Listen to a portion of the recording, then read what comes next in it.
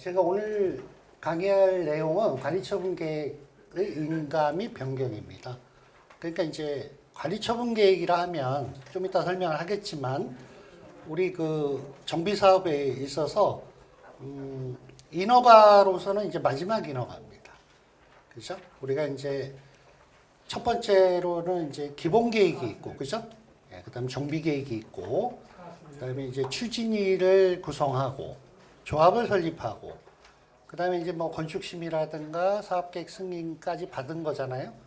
그다음에 이제 분양 신청을 하면서 이제 관리처분 계획을 수립을 하는 겁니다. 그죠? 그래서 조합이 하는 마지막 인허가입니다. 물론 이게 끝나면 이제 이주하고 철거하고 이제 착공, 뭐 준공 이런 절차가 있습니다. 그러나 이제 착공이나 준공은 시공사 영역이죠. 네, 공사를 하는 거고 조합에서 하는 마지막 인허가입니다. 네, 되게 중요하죠.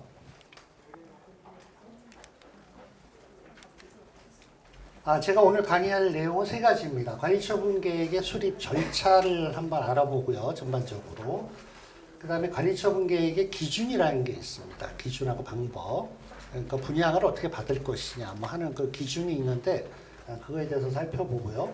마지막으로는 이제 관리처분 인가를 내는 과정에서 일정 조건이 충족이 되면 타당성 검증을 받아야 됩니다.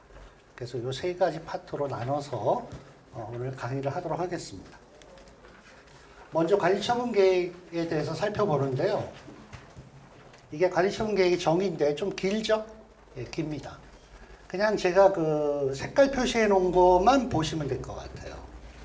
그러면 종전의 토지 또는 건축물의 소유권, 권리를 갖고 계신데 그게 이제 사업계획에 따라서 어떻게 되냐면 새로 조성하는 대지와 축조한 건축시설의 권리로 변환된다. 그러한 계획이 관리처분 계획이라는 것입니다. 그러니까 우리가 지금 재개발 사업에서 여러분들이 갖고 계신 뭐 건물 또는 토지 뭐 이런 게 있지 않습니까? 노후된 건물이나 토지.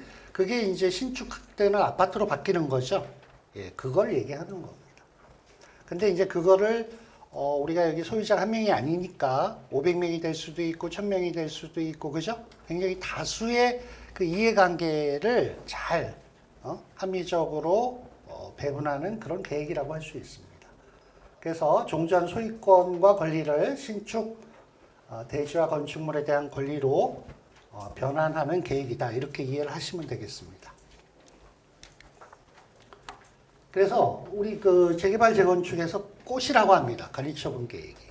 이거 하면 8분 응선이 끝난 거예요. 사실은. 예. 그렇게 보시면 됩니다. 좀 더 구체적으로 살펴보면 조합원들이 분양을 받을 권리가 있느냐 없느냐. 그죠? 그리고 또 내가 그러면 몇 평을 갈 수 있느냐. 그 분양 규모.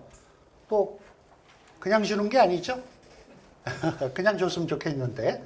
그러면 이제 분담금을 어느 정도 내야 되느냐. 이런 것들이 결정이 되는 거죠. 그죠? 이런 것들이.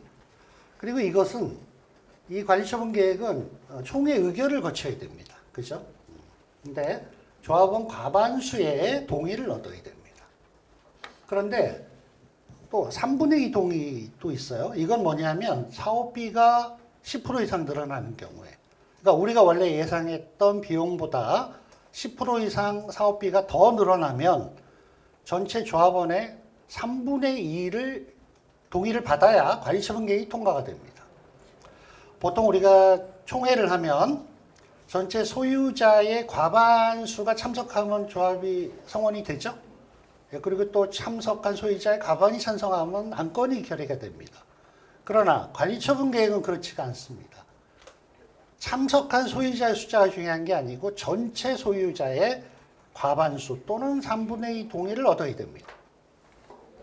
이해하시겠죠? 예, 이게 지금 다른 총회랑 틀린 겁니다. 왜 그러냐면 아까도 설명드렸다시피 관리처분 계획은 이제 여러분들이 내가 몇 평을 가고 또 그의 분담금이 얼마인가 이걸 결정하는 거예요. 굉장히 중요한 겁니다. 그래서 과반수 이상 동의를 얻어야 되고요. 또 사업비가 당초 예상한 거에 비해서 10% 이상 늘어나면 분담금이 늘어나는 거잖아요. 그랬을 경우는 3분의 2 동의를 받아야 된다 이겁니다. 그러면 이게 반대로 생각하면 조합 집행부는 굉장히 신경을 많이 써야 되겠죠?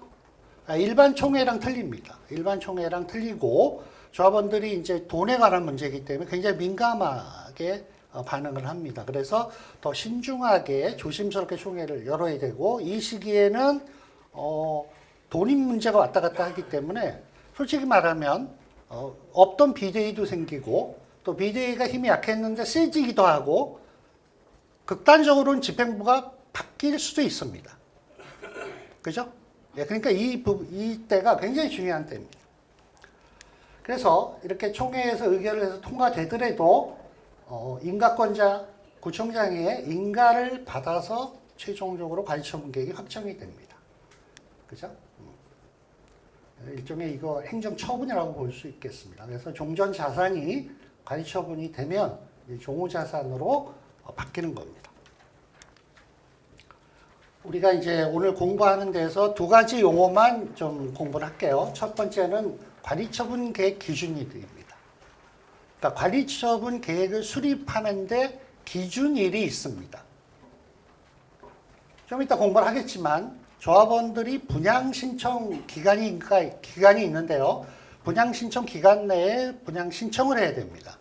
그래서 분양 신청이 끝나는 날을 기준으로 해서 관리처분 계획을 수립을 하게 되어 있습니다. 그래서 관리처분 계획 기준일은 분양 신청 기간 종료일을 의미합니다. 그 다음에 이제 권리 산정 기준일입니다. 이거 굉장히 중요한 거죠. 여러분들이 아파트를 분양받을 수 있냐 없냐 하는 게 이 권리 산정 기준일에 달려 있습니다. 일명 지분 쪼개기 금지라고 또 하는데요. 우리 재건축 재개발에서 법 77조에 따른 건축물의 분양받을 권리를 산정하기 위한 기준일이다 이렇게 정하고 있습니다. 그래서 여기 보면 고시가 있은 날인데 우리가 정비구역 지정 고시일을 얘기합니다. 그래서 권리 산정 기준일은 정비구역 지정 고시일이다. 또는 시도지사가 투기를 억제하기 위해서 기본계획 수립을 위한 주민공람일 공고 후부터 정비구역 지정 고시일 전에 따로 정하는 날로 할 수 있습니다. 그러니까 두 가지입니다. 정비구역 지정 고시일이고요. 정비구역 지정 고시일 전에 따로 정하는 날로 할 수 있게 되어 있습니다. 두 가지고요. 그럼 구체적으로 살펴보면 우리 일반 재개발에서는 정비구역 고시일입니다. 그런데 우리 서울에서는 그 신통기획으로 재개발을 하죠. 요새 신통 많이 들어보셨죠? 신통, 방통, 신통. 예. 신통으로 하는 재개발은 서울시장이 따로 고시를 하게 되어 있습니다. 그래서 전에는 전에는 신통계획을 할 때 후보지 선정을 할 때 같이 그 권리산정회를 고시했는데요. 그 신통이 좀 인기가 있다 보니까 막 그 신통이 후보지 선정하기 전에 막 투기가 발생하고 지분 쪼개기가 이루어지다 보니까 지금은 자치구에서 서울시로 후보지를 추천한 날을 권리산정 기준일로 하고 있습니다. 그러면 이 권리산정 기준일이 왜 중요한지에 대해서 살펴보도록 하겠습니다. 여기 파란 걸로 표시된 5개 행위를 하면 분양권을 받을 수가 없습니다. 그러니까 권리산정 기준일 전에 이런 행위가 이루어지면 분양권을 받을 수 있고요. 권리산정 기준일 이후에 이런 행위를 해도 분양권을 받을 수가 없습니다. 이게 굉장히 중요한 거죠. 네. 자, 어떤 건지 살펴볼게요. 한 필지 토지가 여러 개의 필지로 분할되는 겁니다. 그러니까 내가 땅을 갖고 있는데 땅을 나누면 두 필지가 되죠? 그럼 분양권이 2개 나오는 거죠? 네? 아니, 나와. 90평방미터면 나대지를, 그러니까 내가 지금 180평방미터 땅을 갖고 있는데 반을 나눠서 90, 90으로 나누면 분양권이 2개 나오는 거예요. 근데 언제 쪼개야 된다고요? 그렇죠. 아유, 교육 효과가 좋은데요. 제가 지금 잘하고 있는 것 같아요. 그러니까 권리산정일 기준이 전에 쪼개면 되는 거예요. 그죠? 그럼 이제 왜 그런지 생각해 보세요. 아까 그 기준일이 언제라고 그랬죠? 정비구역 지정 고시일 또는 시도지사가 따로 정하는 날이라고 그랬죠. 그날 그 정비구역 지정 고시일은 여기 재개발하는 구역이에요 하고 고시하는 날이죠. 또는 여기 이제 후보지가 돼가지고 재개발할 거예요 하는 날이란 말이에요. 그러니까 재개발하는 게 대외적으로 알려진 날이에요. 그 전에 쪼갠 거는 투기로 보지는 않는 겁니다. 그리고 그 이후에 쪼갠 건 투기로 보는 거예요. 이해하셨죠? 예. 우리가 그 투기냐 아니냐는 내가 그런 마음이 있느냐 없느냐가 중요한 게 아니에요. 그냥 여기서 법에서 정하고 있어요.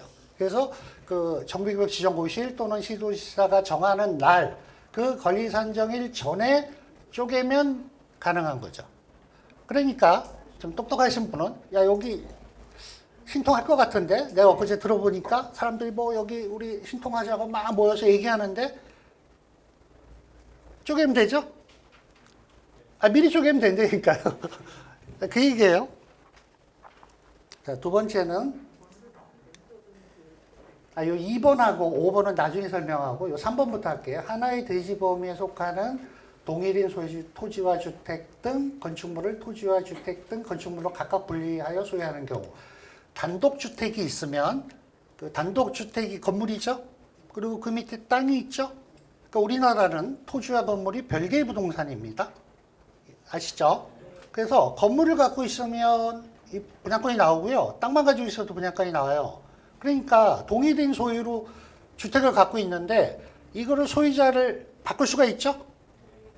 둘 중에 하나를. 그러면 분양권이 두 개죠? 예, 두 개가 되는 거예요. 그런데 그걸 언제 해야 된다고요? 그렇죠. 이 권리선정 기준일 전에 하면 된다는 얘기예요. 4번이 이제 또 중요하죠. 나대지에 건축물을 새로 건축한다. 나대지라는 거는 땅만 있는 거죠. 근데 건물을 지니까 또 분양권이 늘어나는 거죠. 그 다음에 기존에 건축물이 있었는데, 단독이 있었는데 부시고 다 세대죠. 그러면 숫자가 늘어나죠. 예. 또 그 밖에 공동주택을 건축하는 거. 결론은 뭐냐면 토지 소유자 수가 늘어나는 거를 하지 말라는 얘기입니다. 이해하셨죠? 그 다음에 2번하고 5번은 이제 집합건물이 아닌 걸 집합건물로 만든다든가 또 집합건물은 이제 지분을 쪼개는 게 또 있습니다. 근데 이거는 원래 상가 때문에 생긴 규정입니다. 상가. 뒤에 또 공부를 할 텐데 재건축의 경우에 아파트 소유자는 아파트를 받고 상가 소유자는 상가를 받는 게 원칙이죠. 물론 예외가 있습니다. 예외가. 그런데 지금 우리나라의 재건축 현실은 상가 소유자들이 아파트를 달라고 그러죠? 아파트를 달래요? 안 준다 그러면? 안 하죠? 밤에 모이죠? 상가 소유자들이 땡땡 호프로 모여라. 그래서 우리는 안 준댄다. 동의하지 말자. 그러면 그 상가가 하나의 동으로 보잖아요? 그러면 이제 전체가 재건축을 못하니까. 그래서 상가를 가지고 있어도 아파트를 받을 수 있는 걸 이제 아는 거죠? 그러니까 상가를 쪼개는 겁니다. 왜? 상가를 받으려고 상가를 쪼개는 게 아니라 아파트를 받으려고 상가를 쪼개는 거예요. 근데 이게 입법 미비였어요. 상가를 쪼개는 걸 금지하는 규정이 없었습니다. 이 규정이 있었는데 2번하고 5번이 없었어요. 그래서 부산에서 마구마구 쪼갠 현장이 나왔습니다. 상가가 30개였는데 100개로 쪼갰습니다. 난리가 났습니다. 난리가. 근데 이걸 막을 수가 없습니다. 그래서 부랴부랴 이 두 개 조항이 추가가 됐습니다. 그래서 이 5가지 행위는 권리산정 기준일 전에 하면 인정이 되고 이후에 하면 그 분양권이 인정이 되지 않는 겁니다. 굉장히 중요한 규정입니다. 그래서 그 부산에 모 재건축에서 상가를 쪼개서 판 사람이 있죠? 그분이 지금 어디가 있게요? 예? 세계 일주하고 있습니다. 우스갯소리인데요. 상가를 막 쪼개가지고 막 파는 겁니다. 막. 예? 상가는 합평 두 병씩 쪼개도 되는 거예요? 됩니다. 됐었어요. 옛날에. 그러니까 이제 아파트를 분양받고 싶은 사람이 돈은 많이 없는데 상가를 잘게 쪼개서 예를 들면 3천만 원에 사라는 거예요. 그래도 아파트가 나온다 이거죠. 물론 돈은 내야 되겠지만 그러니까 다들 소액 투자를 했던 거예요. 그런데 이제 결과는 뭐 어떻게 되냐면 상가가 많이 쪼개지니까 상가 사람들은 어쨌든 돈을 주고 사고 왔잖아요. 우리 상가 숫자가 더 많아졌죠? 힘이 더 세졌죠? 그래서 아파트를 달라는 거예요. 안 주면 어떻게 되죠? 재건축 안 하죠? 근데 이게 문제가 뭐냐면 옛날에는 30개였으면 아파트 소유자가 양보를 해서 그래 아파트 줄게 우리 같이 하자 이랬는데 100개가 되는 거하고 30개가 되는 건 틀리죠. 여러분들 이제 뒤에 공부하겠지만 일반 분양 아파트랑 조합원 분양분 아파트 가격이 차이가 있죠. 무슨 얘기냐면 일반 분양 숫자가 줄어든다는 얘기죠. 그죠? 그래서 상가 소유자도 손해입니다. 전체적으로 사업성이 저하되니까 아파트 소유자도 손해입니다. 누구만 승자죠? 지금 세계 여행하고 있는 그 8구 예, 우스갯소리로 지금 그러고 있습니다. 그래서 이 5가지를 잘 기억해 두시고요. 상가는 지분 소유도 네, 가능합니다. 상가는 이제 지분으로도 해도 구분으로 인정해 주는 판례가 있어서 그런 겁니다. 예. 자, 이게 이제 관리처분 절차거든요. 네, 사업시행인가가 나면 분양 신청을 통지 공고하고 분양 신청을 받고 관리처분 계획을 수립하고 총회 의결을 거친 다음에 공람하고 인가 신청하고 인가 고시하고 통지하고 이런 절차가 있습니다. 요거를 하나씩 살펴보도록 할게요. 자, 분양 신청을 통지하고 공고합니다. 사업 시행자가 토지 등 소유자한테 공고하고 통지합니다. 통지하는 내용, 공고하는 내용입니다. 통지는 등기우편으로 해야 되고요. 공고는 일간신문에 합니다. 분양 신청을 왜 일간신문에까지 공고를 할까요? 돈 들여서? 중요하기 때문에 그렇습니다. 나는 못 받았는데 이런 사람도 있었겠죠? 아니 무슨 소리야. 내가 신문에 공고까지 했는데 증거를 남기기 위해서 하는 겁니다. 그래서 사업시행인가 고시가 있은 날부터 90일 이내 통지하고 공고해야 됩니다. 여기 뭐 소규모 정비사업은 조금 틀립니다. 건축심의를 받은 날부터 90일 이렇게 되어 있습니다. 이런 내용을 통지하는데 요 2가지만 얘기할게요. 요거 뭐냐면 분양 대상자별 종전의 토지 또는 건축물의 명세 및 사업 시행 계획 인가의 고시가 있은 날을 기준으로 한 가격. 이게 법에 있는 내용 그대로 쓴 겁니다. 근데 이게 뭔 얘기죠? 이게 여러분들이 조합원들이 갖고 있는 토지 건축물의 종전 자산 평가 금액을 얘기하는 겁니다. 여러분들이 재개발에 투자한 금액, 내가 갖고 있는 금액, 그거를 감정평가한 금액을 얘기하는 겁니다. 그리고 분양 대상자별 분담금 추산액은 뭐예요? 분담금. 내가 25평 갈 때, 33평 갈 때, 45평 갈 때 얼마를 내는지 알아야 분양 신청할 거 아니에요. 그죠? 네. 분담금을 알려주는 겁니다. 그런데 여기 보면 별로 돼 있죠? 별. 하늘에 있는 별이 아니고 개인별로 알려준다는 얘기입니다. 자, 왜 그러냐면 우리 재개발에서는 토지만 갖고 계신 분, 건물만 갖고 계신 분, 또 상가 가지고 계신 분, 오피스텔 갖고 계신 분, 뭐 집합상가 이렇게 상가 주택 갖고 계신 분 다양하죠. 갖고 계신 주택의 유형이 다양합니다. 그리고 평가 금액도 다 틀립니다. 1000명이면 1000명의 종전자산 평가 금액이 다 틀려요. 그러므로 분담금이 다 틀리겠죠? 그러니까 개별로 보내줘야 되는 거예요. 그죠? 예, 그 얘기입니다. 예.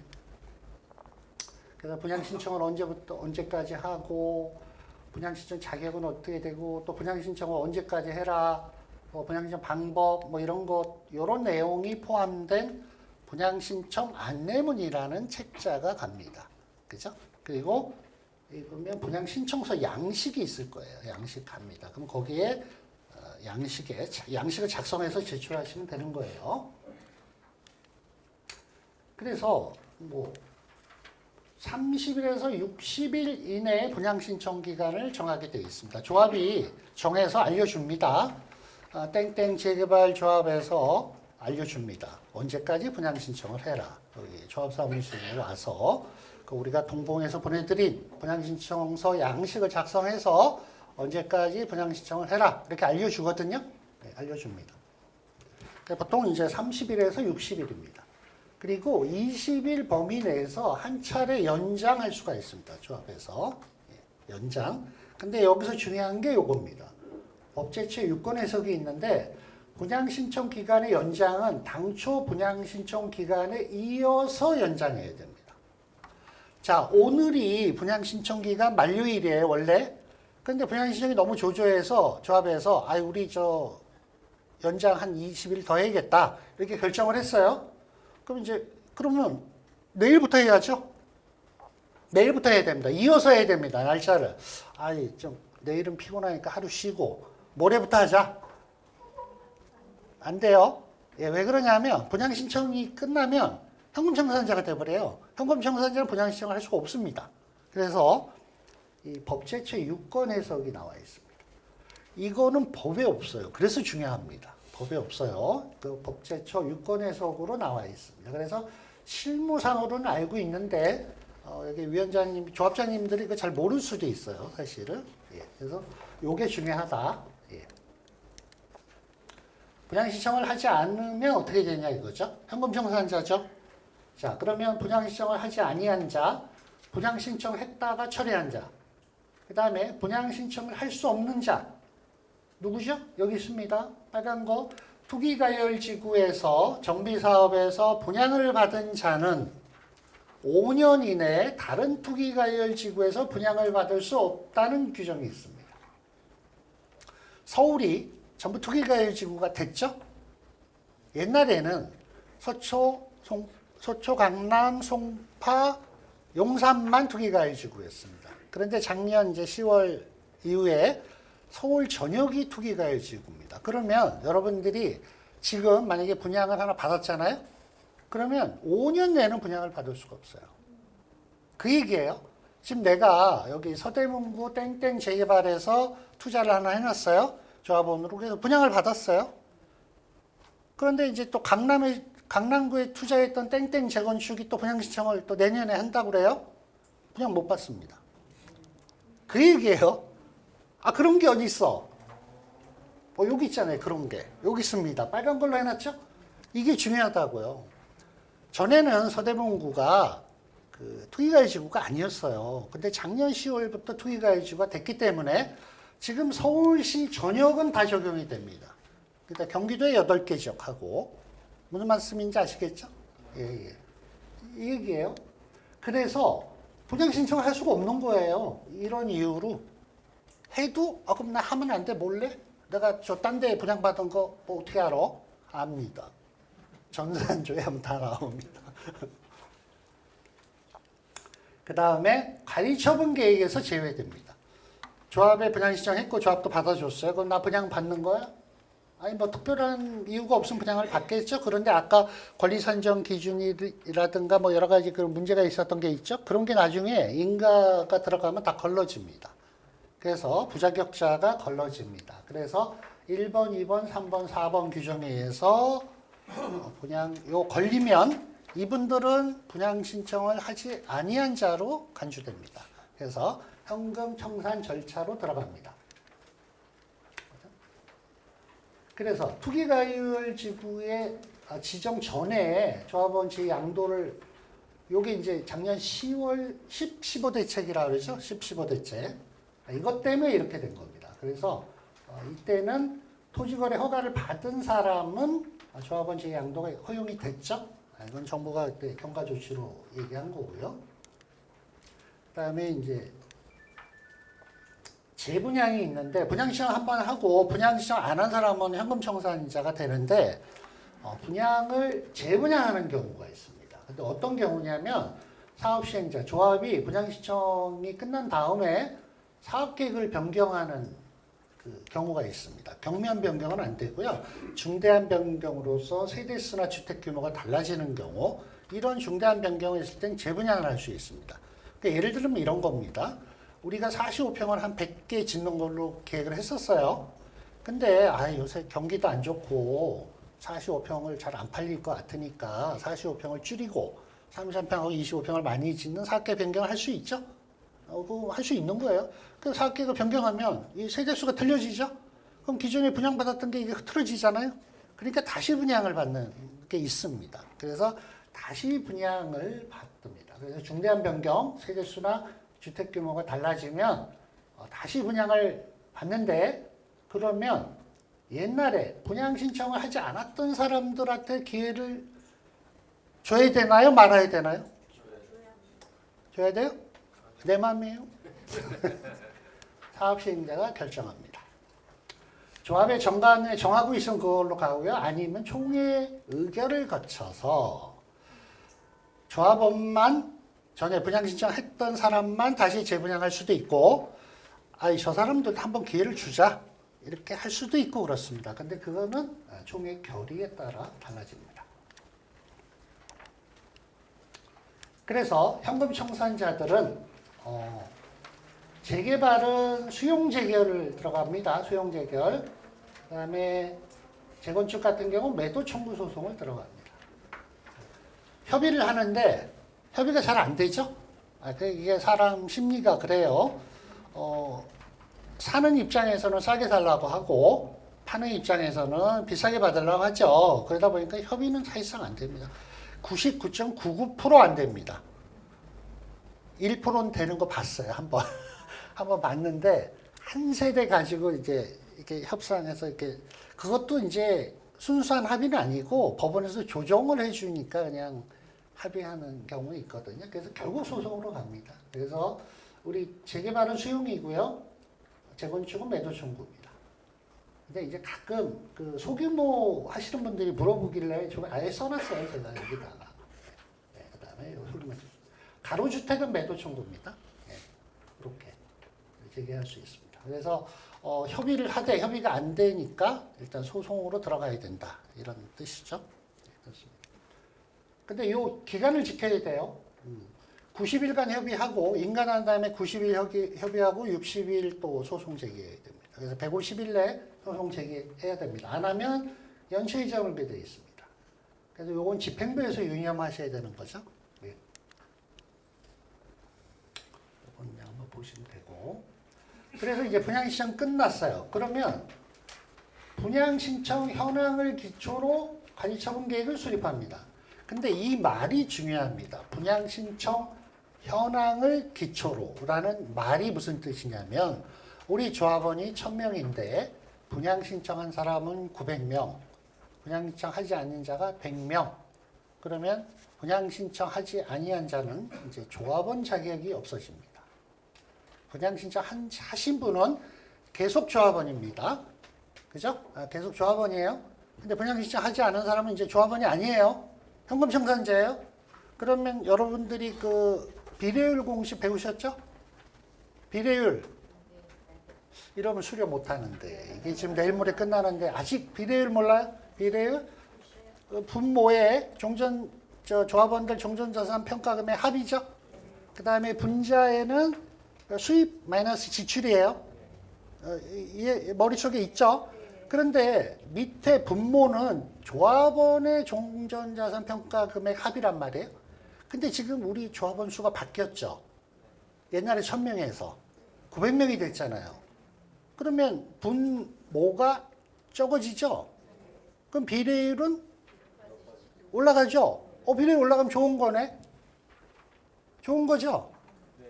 요것만 보면. 그런데 지출이 늘죠. 왜? 그분들 거를 돈 주고 사야 되니까. 물론 소송을 하지만. 지출이 늘어요. 요건 나쁜 거죠. 근데 수입이 늘어. 수입이 왜 늘죠? 네? 그렇지. 일반 분양이 늘어나니까. 조합원 숫자가 주니까 조합원 분양 숫자가 줄고 일반 분양이 늘어나죠. 근데 일반 분양이 늘어나면 뭐가 좋아요? 조합원 분양가하고 일반 분양가 차이만큼 이득이죠. 그러면 수입은 늘고 지출도 늘고 분모는 줄고 비례율은 어떻게 돼요? 모르죠. 그때 틀려요. 그러니까 사실은 같아야 돼. 이론상으로는. 그런데 구역마다 틀려요. 구역마다. 왜냐하면 소송비가 많이 들어갈 수도 있고 또 합의 보는 비용 하여간 이주가 지연되는 부분 이런 것 때문에. 그래서 사실은 현금 청산자가 적을수록 좋죠? 적을수록 좋습니다. 현금 청산자가 적으면 좋습니다. 그래서 이 분양 신청 현황을 기초로 관리 처분 계획을 수립하는 겁니다. 그러니까 분양 신청을 받을 때와 관리 처분할 때는 내용이 바뀌는 거예요, 사실은. 예. 그래서 쭉 이렇게 준비를 합니다. 이 내용은 사실은 전문적인 거라 여러분들은 좀 어렵습니다. 이거는 그래서 정비사업 전문관리업자가 이걸 작성을 하죠. 예, 그래서 또 이제 여기서 하나 말씀드릴 거는 정비사업 전문관리업자 뽑을 때 제일 중요한 거는 관리처분 계획을 많이 해본 업체를 뽑아야 됩니다. 무슨 말씀인지 아시죠? 이거 굉장히 중요합니다. 또 요 규정을 또 이해하셔야 되는데 법 74조 사항 규정이 있습니다. 조합원, 종전자산, 종무자산은 반드시 감정평가해야 됩니다. 그리고 세입자 손실보상, 재개발에서는 세입자 손실보상 해주게 돼 있죠? 이거는 반드시 감정평가를 해야 됩니다. 우리 조합원 자산을 높네 낮네 막 그러잖아요. 팔이 안으로 굽죠. 내 거는 비싸고 옆집 거는 싸도 되고 그런 게 있어요. 공평하게 해야 되니까 우리가 국가에서 공인된 자격증을 가진 감정평가사가 두 군데 이상이 평가한 거를 산술평가하는 거죠. 우리가 갖고 있는 재산평가도. 그 다음에 우리가 조합원이 받는 그 분양가도 평가를 합니다. 그죠? 그리고 세입자들의 그 보상도 평가를 합니다. 영업보상 뭐 이런 것도. 그래서 요 세 가지는 반드시 감정평가를 해야 됩니다. 그러니까 이제 가끔 우리 조합장님들이 우리 지금 평가 이거 우리 집은 좋은데 알았어 내가 올려줄게 막 이러거든요. 그거 농담이에요. 진담으로 들으시면 안 돼요. 나 조합장이랑 친하니까 내 거는 금액을 높게 해줄 거야? 예? 부탁하는 사람도 바보고 그렇게 해주겠다는 사람도 바보예요. 왜? 감정평가 안 하고 자기가 하지도 않으면서. 그죠? 농담으로 받아들이시면 됩니다. 그래서 우리 재개발에서 감정평가업자는 누가 뽑죠?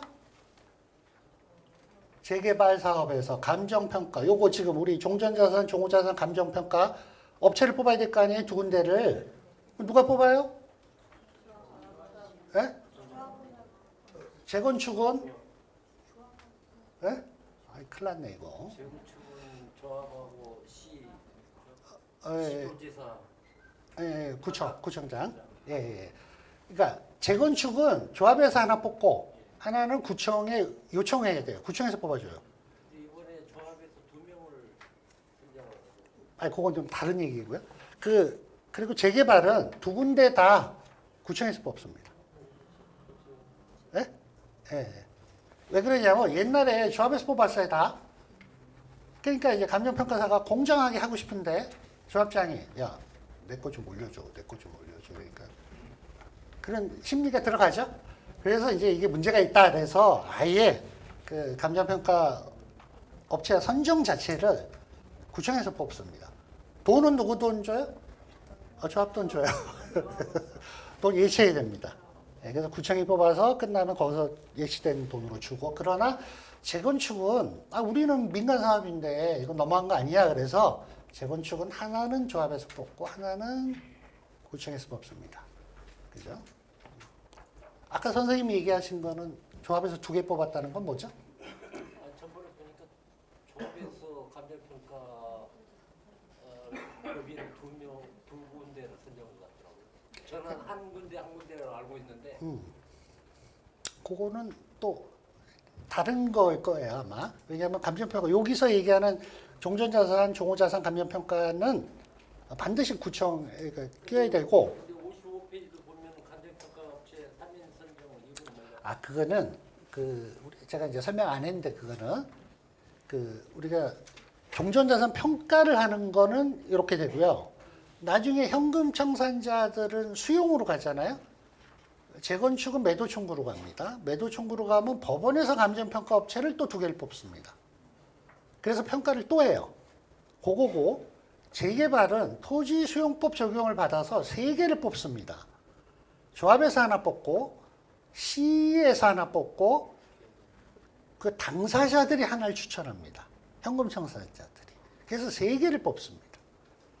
그 내용을 제가 아까 써놨는데 이게 이제 우리 강의랑 직접 관계가 없는 거라 그냥 넘어갔던 내용입니다. 1개월 전 통지는 뭐냐면 그래서 분양 신청이 끝나면 아까 같은 그 숫자들이 바뀐다 그랬죠. 그거를 총회 전에 알려줘야 됩니다. 1개월 전에. 그죠? 네 가지 사항을 하나, 둘, 셋, 네 개. 그러니까 아까 얘기한 요거 분양가죠. 조합원 분양가, 종전 분양가, 요거 정비사업비 뭐 이런 것들을 조합원에게 한 달 전에 알려주고 총회를 해야 됩니다. 그런데 또 총회를 하려면 또 총회책자가 나가야 되잖아요. 그래서 이 조항 때문에 관리처분 총회는 한 달 전에 개최합니다. 한 달 전에 통지합니다. 보통 한 달 전에 안 하죠. 보통 한 2주나 이렇게 하죠. 어떤 뭐 급하게 할 때는 일주일도 하고 그러는데 이 관리처분 총회는 그래서 이 조항 때문에 반드시 한 달 전에 해야 하고 있습니다. 실제로. 1개월 전 통지사항에 또 쟁점이 하나 있었습니다. 뭐냐면 우리가 왜 조합원 분담금이 이제 결정이 되잖아요. 이때 이제 결정이 되는 거예요. 그러면 통지를 해줘야 되는데 이제 뭐 서대문구 아현동 100번지 홍길동시 뭐 종전자산 평가 금액 얼마 25평 갈 때 분담금 얼마 33평 갈 때 분담금 얼마 45평 갈 때 분담금 얼마를 개별 통지했단 말이에요. 다 했는데 어떤 조합원이 딴 사람 것도 알고 싶은 거야. 나는 궁금하죠. 비교를 해보고 싶은 거야. 그래서 이게 현장에서 판례가 엇갈렸습니다. 다른 사람 것도 다 알려줘야 된다. 비교하게. 이런 판례가 하나 있어가지고 아니 무슨 남의 거를 다 알려주고 자기 것만 지금 보면 되지. 이 두 가지 설이 있었고 실제로 이게 판례가 엇갈렸어요. 그러다가 하나로 정리됐습니다. 다른 조합원에 대해서까지 통지할 필요 없다. 대법원 판례입니다. 아이 뭐 마음에 안 들어도 할 수 없죠? 근데 여기 웃긴 게 있어요. 뭐가 있냐면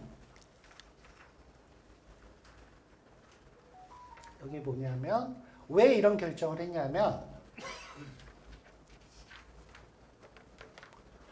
정보 공개를 통해 다른 조합원의 자료를 파악할 수 있으므로 내가 알고 싶으면 조합의 정보 공개를 요청하라는 얘기야. 네? 이해하셨죠? 관리처분 책자 이렇게 통지할 때 조합원 1000명 거를 다 사람들한테 한 사람한테 1000명 걸 다 보내줄 필요는 없는데 알고 싶은 사람은 조합의 정보 공개 요청하면 된다. 그러니까 굳이 알려줄 필요 없다는 얘기예요. 그래서 이게 또 난리가 난 거야. 좋은 거 같은데 아니에요. 정보 공개하면 알려줘야 돼. 그죠? 더 나쁜 거죠? 그러면 이게 이거죠. 나는 내 걸 받았는데 정보 공개하는 거죠. 조합 임원들 거 정보 공개해라. 할 수 있죠? 왜? 조합장 더 가지고 있는지 좀 보고 싶다. 할 수 있는 거예요. 해줘야죠. 네. 뭐 그런 내용입니다. 네. 통지를 하고 총회 의결을 받는데 아까 설명드린 것처럼 과반수 동의를 받아야 된다. 과반수. 그런데 사업비가 10% 이상 늘면 3분의 2 받아야 됩니다. 3분의 2. 그런데 그냥 3분의 2로 알고 계시면 됩니다. 왜 그러냐면 요새 건설 공사비 지수가 너무 뛰어가지고 공사비가 많이 올랐죠? 그냥 무조건 다 10%가 넘어. 내가 100군데를 봤더니 99군데가 10%가 넘어. 그러니까 그냥 3분의 2로 알고 계시면 되죠? 당분간. 물가가 확 내려가가지고 그렇지 않는 한 그냥 3분의 2로 보시면 됩니다. 그럼 조합원이 1000명이면 몇 프로 받아야 돼요? 동의를. 67%잖아요. 어마어마하죠. 거의 70% 받아야 되잖아요. 70%. 그죠? 쉽지 않아요. 이거. 참석자의 10%가 아니에요. 조합원의 3분의 2를 받은 거니까 굉장히 중요한 거죠. 네, 그 내용입니다. 공람하고 인가됨을 통지합니다. 그런데 우리가 일정 요건이 되면 검증을 해야 됩니다. 원래는 관리처분 계획을 수립해서 총회 결의되고 구청에 넣어서 인가 받으면 끝나는데 일정 요건이 되면 검증을 받게 되어 있습니다. 검증을. 이건 뒤에 설명하겠습니다. 이제 관리처분계획 기준으로 들어갑니다. 법 76조에 보면 관리처분계획 수립 기준이 있습니다. 기준이 되게 복잡하게 되어 있습니다. 복잡하게. 근데 여기 보면 76조 1항 1호에 이런 얘기가 있습니다. 종전의 토지 또는 건축물의 면적, 이용 상황, 환경, 그 밖의 상황을 종합적으로 고려하여 대지 또는 건축물이 균형 있게 분양 신청자에게 배분되고 합리적으로 이용되도록 해야 한다. 무슨 얘기죠? 뭐 좋은 얘기는 다 있는데 이해가 잘 안 갑니다. 그래서 여기다 동그라미 쳐보세요. 여기다. 종합적. 이렇게 동그라미 치세요. 종합적. 그 다음에 여기. 균형 있게. 균형 있게. 그 다음에 합리적으로. 이렇게. 관리처분은 종합적으로 고려를 해야 되고 균형 있게 배분이 돼야 되고 합리적이어야 된다 이거예요. 그건 또 뭔 얘기죠? 잘하라는 얘기입니다.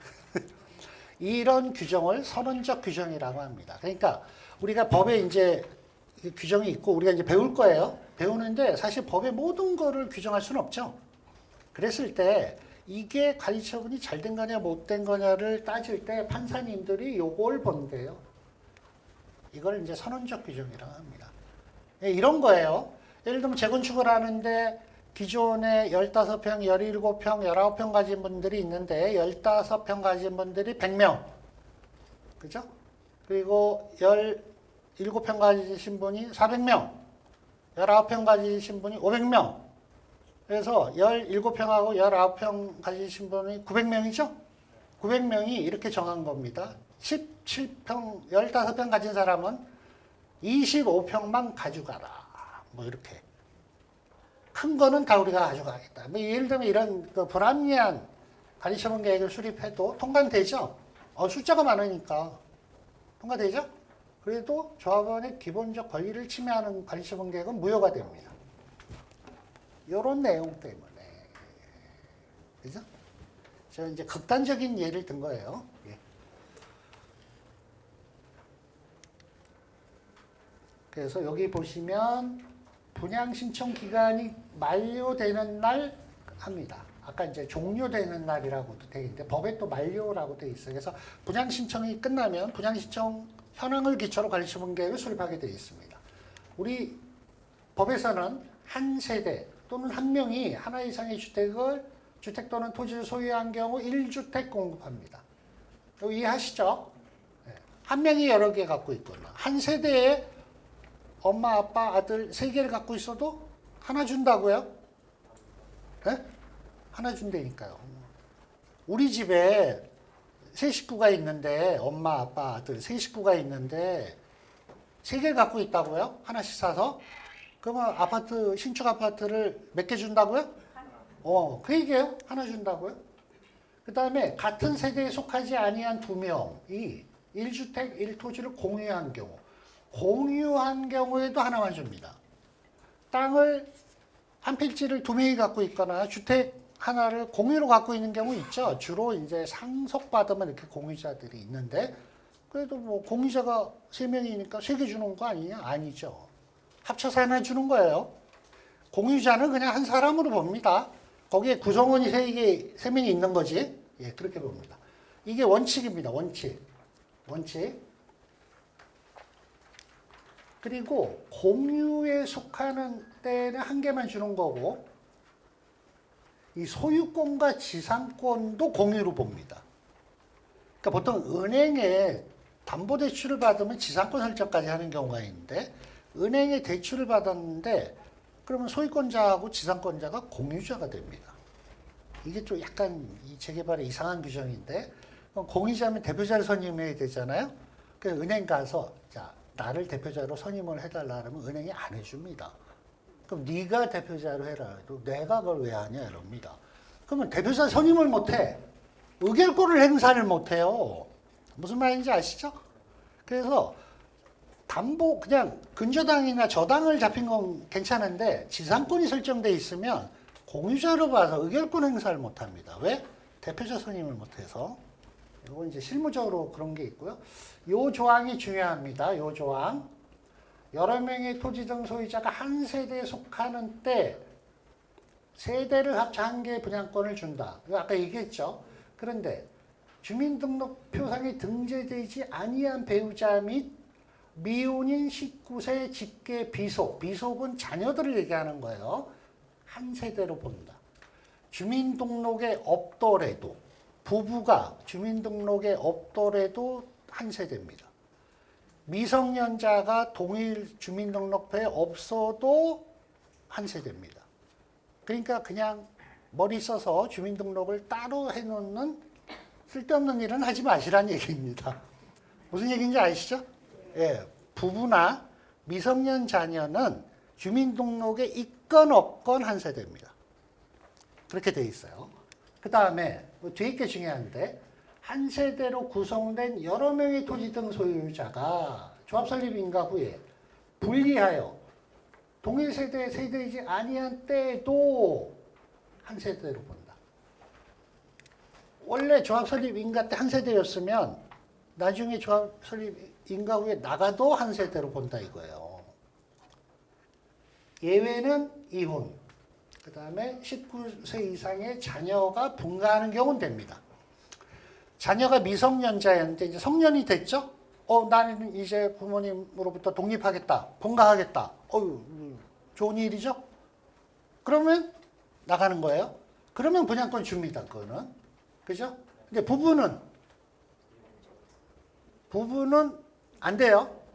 주민등록에 있든 없든 안 되죠? 근데 자꾸 방법을 가르쳐 달래. 제가 말은 못하고 이거밖에 없죠. 근데 왜냐하면 이혼은 남이잖아. 남이니까 되는 거죠. 그래서 이 조항이 중요하죠. 자녀는 그러면 19살 넘으면 안 가, 시집을 안 가도 그런 겁니까? 네. 됩니다. 빨리 독립을 시키세요.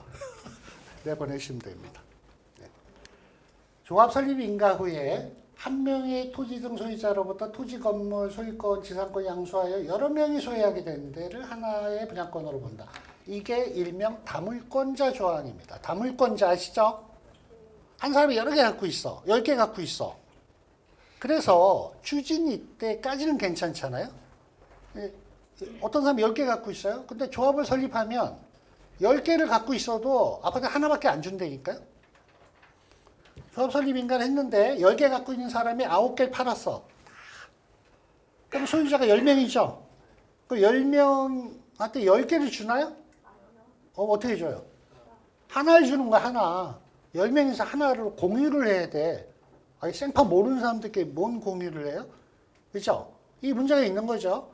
그래서 근데 이게 대구 고등법원 판결과 광주 고등법원 판결이 엇갈렸습니다. 고등법원에서도 엇갈렸어요. 그래서 안 된다라는 판결도 있었고 된다는 판결도 있었어요. 그런데 재작년에 대법원 판결로 정리가 됐습니다. 안 되는 걸로 정리됐습니다.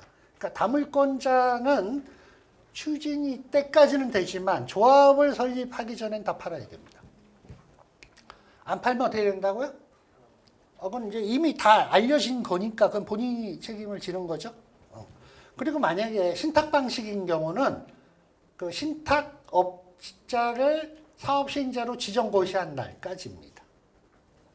똑같은 거예요. 그래서 그날까지 다물권자들은 다 팔아야 된다. 이해하시죠? 그리고 다물권자의 소유, 다물권자 걸 사면 안 되는 거죠? 사면 어떻게 되죠? 분양을 못 받아요? 그럼 어떻게 해야 되죠? 사기로 고소해야죠. 고소해야죠. 자, 이런 원칙들을 보고 그럼에도 불구하고 이런 규정이 있습니다. 공유를 한 경우에 시도 조례로 따로 정할 수 있다. 이런 조례가 있어요. 공유자는 하나 준다 그랬죠. 그런데 조례 따로 정하고 있으면 그에 따른대요. 그럼 서울시 조례는 어떻게 돼 있죠? 이렇게 돼 있습니다. 권리산정 이전부터 공유로 소유한 토지의 지분이 90평방미터 이상인 경우는 수인의 공유자에게 분양권을 줄 수 있다.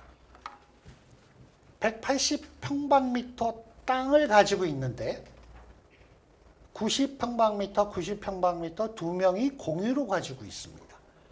언제부터? 권리산정일 전부터. 이유는 묻지 않습니다. 가지고 있었어요. 그죠? 나는 투기랑 관계없이 옛날부터 90평방미터 이상을 공유로 갖고 있었는데 나는 투기가 아니다.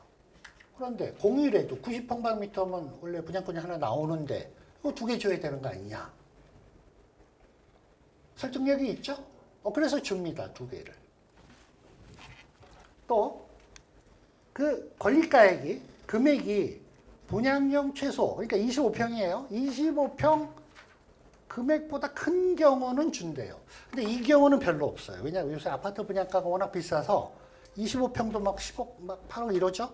그러면 90평방미터가 그 8억, 10억을 할까요? 그런 거는 별로 없어요. 상업지역이면 가능해요. 상업지역이면. 근데 이제 어쨌든 일반 주거에서 이런 경우는 없는데 어쨌든 요 면적이 권리산정일 기준일 이전부터 공유 지분이 90평방미터 이상인 땅을 공유로 갖고 있으면 줄 수 있습니다.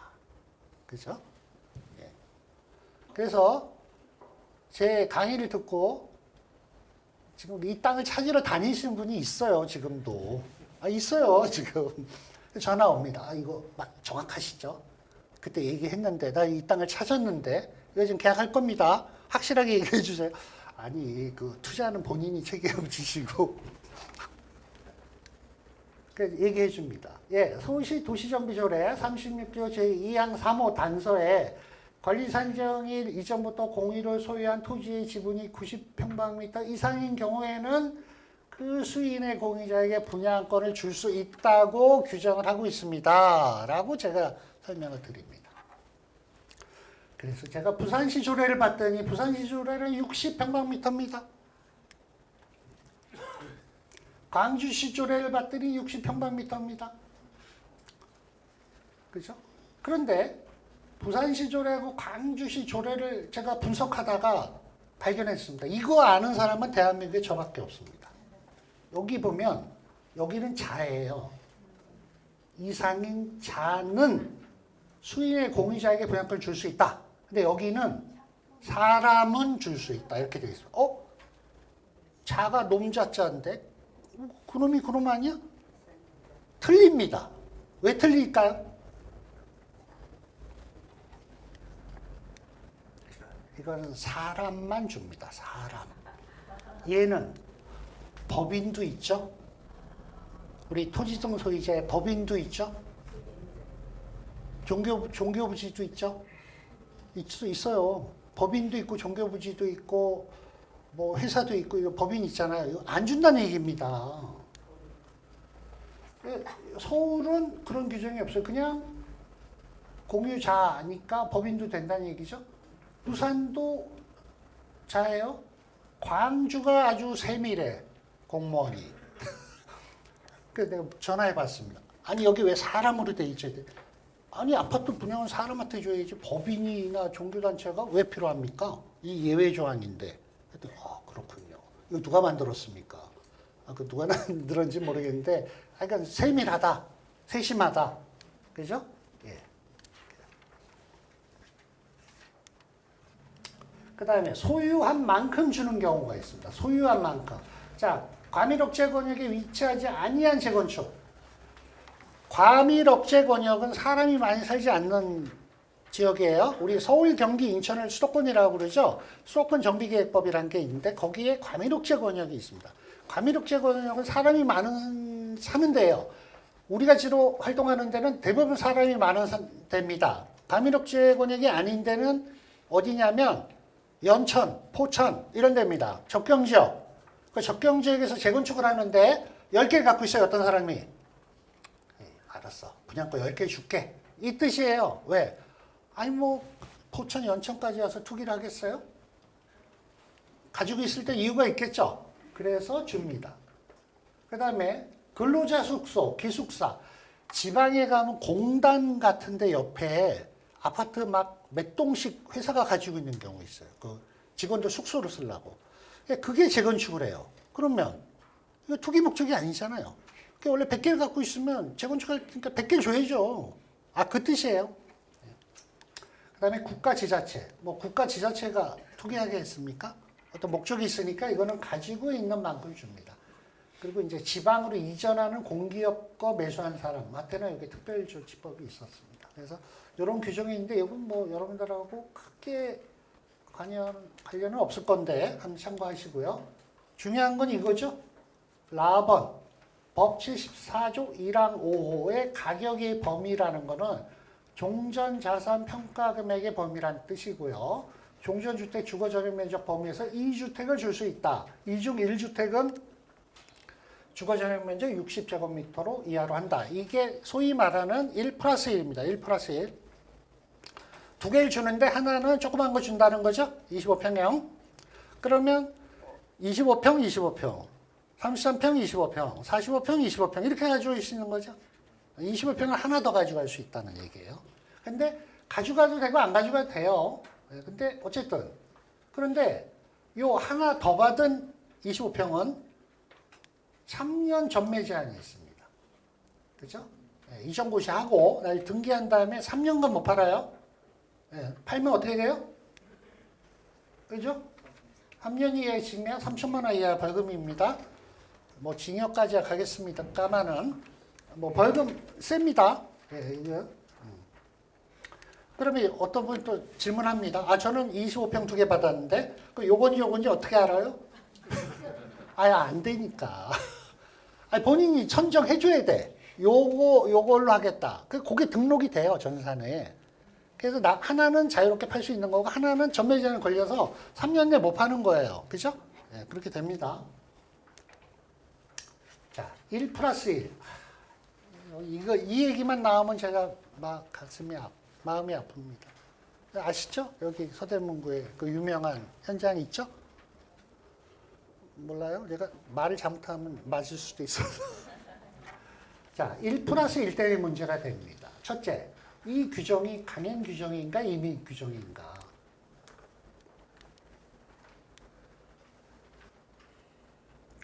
공급할 수 있고, 할 수도 있고, 안 할 수도 있다. 결론, 강행 규정 아닙니다. 임의 규정입니다. 그러니까 종전자산 금액이 크면 2개 줄 수 있다. 주거전용 면적이 크면 2개 줄 수 있다. 안 줄 수도 있다. 안 줄 수도 있다고요. 그리고 2개잖아요. 이 2개 규정 중에 하나만 적용할 수도 있고, 2개 다 적용할 수도 있고, 둘 다 적용 안 할 수도 있고, 조합이 결정하면 됩니다. 그죠?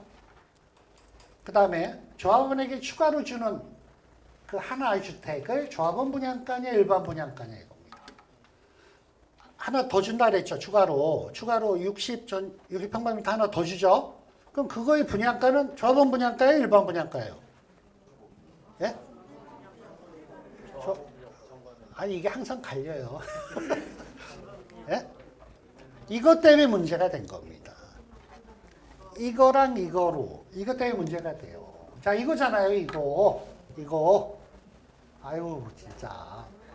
자, 이게 뭐냐면 1+1을 줬습니다. 분양신청을 받았습니다. 그래서 이거를 이제 조합원 분양가로, 근데 이게 이 조합은 또 문제가 뭐였냐면 조합원 분양가랑 일반 분양가 차이가 컸어요. 사업이 오래되다 보니까 종전자산 평가는 사업 시행 인가 시점이잖아요. 그러니까 사업이 오래 가다 보니까 옛날에 평가를 했단 말이에요. 그러니까 종전가는 낮죠. 일반 분양은 또 커. 그러니까 갭이 큰 거야. 그 얘기는 조합원 분양을 받으면 이익이 많은 거지. 그래서 한 200명인가 신청했을 거예요. 그러니까 일반 분양이 200개가 쉬는 거죠. 그러니까 분양 신청 안 받은 분이 야, 이거 당신들이 너무 많이 분양을 받아가니까 당신들은 이익 보고 나는 손해야. 그래가지고 1+1 받은 사람하고 안 받은 사람하고 싸움이 난 거야. 그래서 구청에 민원을 넣은 거예요. 구청에. 이거 일반 분양가로 해야 된다. 아니다. 이건 조합원 분양가다. 그 막 이것 때문에 이제 조합이 굉장히 시끄러웠잖아요. 그래서 나중에는 그 변경을 해가지고 또 1 플러스 1을 안 줘버린 거야. 줬다 뺐으면 어떻게 되죠? 그냥 안 줘야 되는데 줬다 뺐으면 애들도 뭐 줬다 빼서 보세요. 애초부터 안 줘야지. 이게 굉장히 심각한 문제가 발생했습니다. 그래가지고 총회를 몇 번 하고 뭐 소송 걸리고 해서 난리를 쳤죠. 난리를. 뭐 그래서 총회 이것 때문에 몇 번을 했을 겁니다. 이게. 그러니까 이것 때문에 결론은 뭐냐면 1 플러스 1 분양 문제로 3년간 분쟁이 있었습니다. 3년간 이 조합이 너무너무 고생하셨겠죠. 집행부도. 그리고 조합원들도 갈등이 심했습니다. 그러니까 이거는 이런 거예요. 자, 할 수도 있고 안 할 수도 있어. 그러니까 잘 선택해야 돼. 정관에서 잘 정하거나 만약 정관에도 안 정했으면 관리처분 계획을 할 때 잘 판단하셔야 돼. 왜냐하면 1 플러스 1이 많아지면 전체 수입은 줍니다. 그죠? 줄어요. 그럼에도 불구하고 뭐 하겠다라는 전체적인 조합원의 의견이 취합이 되면 할 수 있지만 이 조합의 사례처럼 극단적으로 대립하게 되면 난리가 나는 겁니다. 사실은. 이게 이제 서대문구 사례였습니다. 사실은. 서대문구 사례였고 이걸 뺐어야 되는데 서대문 강의할 때 이걸 빼야 되는데 내가 하여간 이 문제로 총회도 조합에서 총회도 몇 번 했고요. 뭐 재분양도 했다가 뭐 굉장히 어려움을 겪었습니다. 그래서 이게 관리처분인가 안 나다가 얼마 전에 조건부로 났던 것 같아요. 그래서 다시 분양 시험을 다시 하는 조건으로 났던 것 같아요. 1 플러스 주는 걸로 다시 해라. 뭐 이렇게 했던 것 같은데 어쨌든 이 문제는 굉장히 민감합니다. 그러니까 여기서 문제는 그 뭐 하나 더 주는 그 아파트의 분양가는 조합원 분양가냐 일반 분양가냐 결론 조합원 분양가입니다. 조합원 자격으로 줬기 때문에. 그렇죠. 근데 일부 판결이 영등포에서 일반 분양가로 조합이 줬어요. 하나 더 주는 거를. 그래서 관리처분이 인가도 났어요. 그래서 그 1 플러스 1 받은 분이 억울한 아니 다른 데는 다 조합원 분양가로 주는데 왜 여기만 나는 일반 분양가로 했냐. 그래서 조합 설립 관리처분 인가 무효 소송을 했는데 조합이 이겼어요. 근데 그게 딱 판례가 딱 하나 있어. 딱 하나 있어. 근데 그것도 1심 판결이야. 그래서 어떤 분들은 그거 가지고 일반 분양가로 해도 된다 그러는데 그건 아니라고 봅니다. 왜냐하면 지금 구청에서 그 인정은 안 해줘요. 그리고 관리처분 타당성 검증을 가면 검증기관에서 다 걸려요. 그게. 그래서 조심하셔야 됩니다. 그거는. 일부 뭐 변호사나 법무사가 그 판례를 들어서 이거 일반 분양으로 하는 게 맞다. 조합에 재량권을 줘야 되는데 그건 자기 칼럼에 그렇게 쉽게 쓰는 거지 인허가를 했다가 잘못하면 난리 납니다. 그거는. 예, 그건 주의하셔야 됩니다. 그래서 뭐 이거 투기가해지구가 아닌 데는 상관이 없는데 요새 다 투기가해지구가 많이 지정이 됐죠. 예, 이건 보시면 되고 또 조합원 양도 금지가 또 걸리죠. 이것도 투기가해지구 때문에 걸리는 거예요. 자, 재건축은 조합 설립 인가 후, 재개발은 관리처분 인가 후에는 조합원 거를 양수한 자는 조합원이 될 수 없습니다. 아시죠? 재건축은 조합 설립 인가 후에, 재개발은 관리처분 인가가 난 상태에 건물 토지를 양수한 자는 조합원이 될 수 없다고요. 어디서? 투기가해지구. 우리 지금 투기가해지구잖아요. 그러니까 정비 사업을 하는데 재건축은 조합 설립인가 재개발은 관리처분 인가가 나면 그 조합원 걸 사면 원칙적으로 조합원이 될 수가 없어요. 예외가 있습니다. 예외. 근데 예외가 너무 많어. 예? 예외가 많어 이렇게. 열 몇 가지 돼요. 그래서 이걸로 빠져나가면 됩니다. 왜냐면 이거 만들 때 이게 뭐 공산당이냐, 아니 왜 내 거를 마음대로 못 팔게 하냐, 뭐 이건 그 법에는 이렇게 돼 있는데 예외 조항이 많아요. 그러니까 예를 들면 이런 겁니다. 세대원이 뭐 여기 근무, 생업, 질병, 뭐 또 취약, 결혼으로 행정구역을 바꾸면 이제 서울 살던 사람이 경기도로 가거나 뭐 이러면 또 인정해줘요. 그 다음에 상속받은 데 주택으로 또 세대원이 이전하거나 또 해외로 2년 이상 갔다 오거나 요게 결정적입니다. 소유 10년, 거주 5년. 장기 소유다 거주한 사람은 또 예외로 인정해 줍니다. 그래서 예외가 많아요. 예외가. 요게 법에 있는 거고요. 또 시행령에 보면 또 있어요. 시행령에. 그래서 열 몇 가지 예외 사항이 있습니다. 그래서 원칙은 안 되나 이 예외로 빠져나갑니다. 예외로. 이렇게는 보십시오. 예외가 많죠? 요것만 유의하셔야 됩니다. 조합원 지위 양도는 공유자별로 판단한다. 그러니까 대표자만 판단하면 안 되고 무슨 얘기인지 아시죠? 아까 우리 소유 10년 거주 5년이라고 그랬죠? 근데 공유자면 공유자 전원이 그거에 충족해야 됩니다. 한 사람이라도 충족을 하지 않으면 빠져나갈 수가 없습니다. 그 내용이에요. 예, 그 내용입니다. 그러니까 공유자는 아까 그 예외사항이 있었잖아요. 이 예외사항을 전부 충족해야 돼요. 공유자면. 대표자만이 아니라. 그 내용이에요. 예, 이건 중요합니다. 자, 그래서 이제 재개발 관리 처분 할게요. 이거 이제 일반적인 공통적인 관리 처분 했고, 이제 재개발 관리 처분 합니다. 중요한 건 이겁니다. 자, 그럼 재개발 사업하면 아파트를 받을 수 있는 분양 대상은 어떻게 됩니까? 종전의 건축물 중 주택을 소유한 자.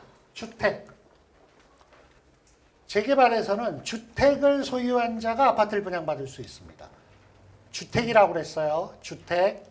건물인데 주택이 아닌 게 있죠? 상가, 오피스텔, 뭐 이런 건 아니에요. 주택. 주택. 상가랑 주택이 섞여 있어도 돼요. 주택. 근데 가로에 보면 주거용으로 사용하고 있는 특정 무허가 건축물 89년 1월 24일 이렇게 되어 있습니다. 무허가인데 주거용으로 사용하고 있어야 되고 89년 1월 24일 이전에 지어진 무허가를 특정 무허가라고 합니다. 89년 1월 24일 이후에 지어진 거를 신발생 무허가라고 합니다. 신발생 무허가는 인정하지 않습니다. 날짜가 중요합니다. 89년 1월 24일이 중요합니다.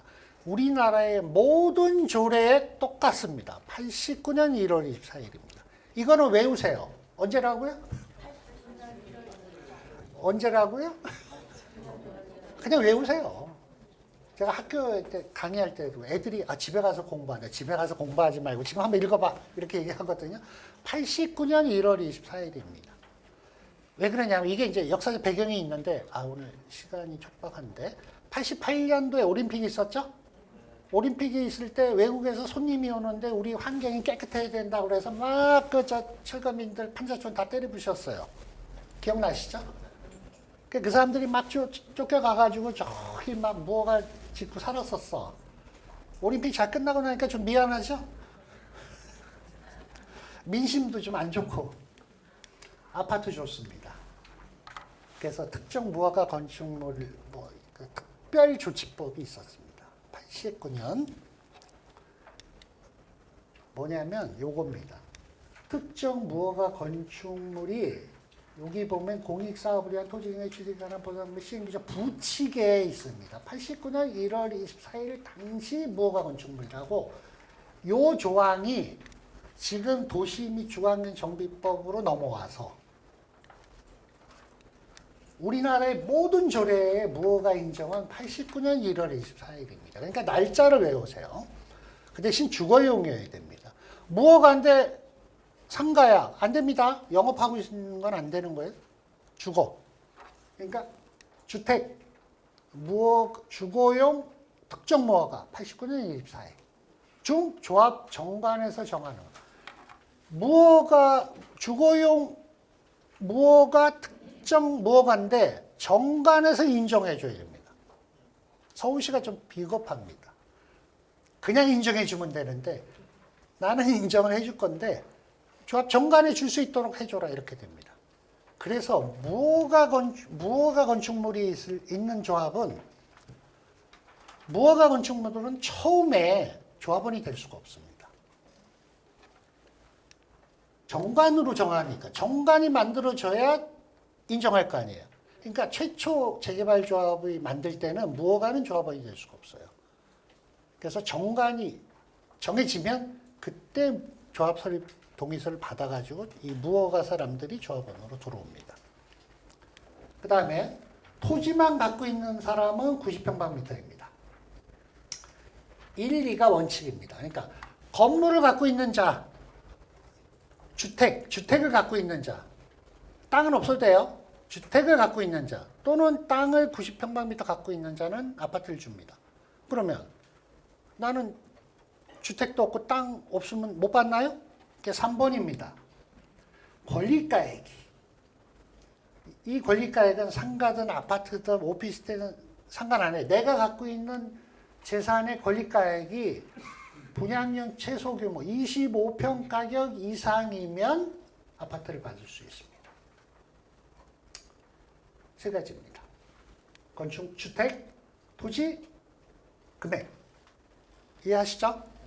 그 다음에 4번은 이거는 이제 사업방식 전환은 옛날에 주거환경 개선 사업에서 환지를 하는데 그 환지를 받은 사람은 이 재개발 사업으로 전환될 때 아파트를 인정해주는 그런 규정인데 이거는 뭐 지금 주거환경 개선 사업이 재개발로 바뀌는 경우는 서울엔 거의 없거든요. 예, 그리고 이제 5번은 이게 이제 기존에 주택을 갖고 있던 사람이 기반서 설치를 위해서 요겁니다. 도시재정비촉진법에 의해서 그 수용당하는 경우 그런 사람들은 준다는 규정인데 요 4번, 5번은 굉장히 예외적인 거니까 1, 2, 3번만 외워두시면 됩니다. 1, 2, 3번.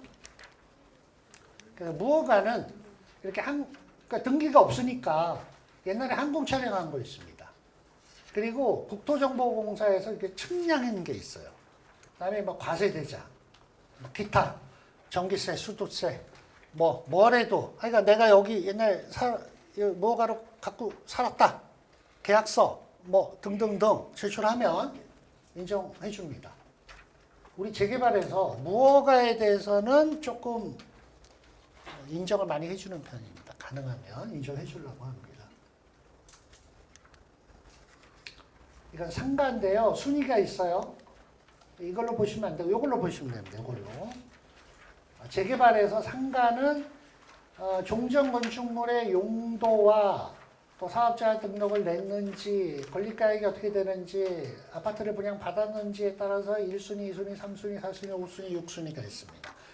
조례에 왜 이런 규정이 있었냐면 옛날에 재개발해서 상가를 분양받으면 엄청 돈을 버는 때가 있었대요.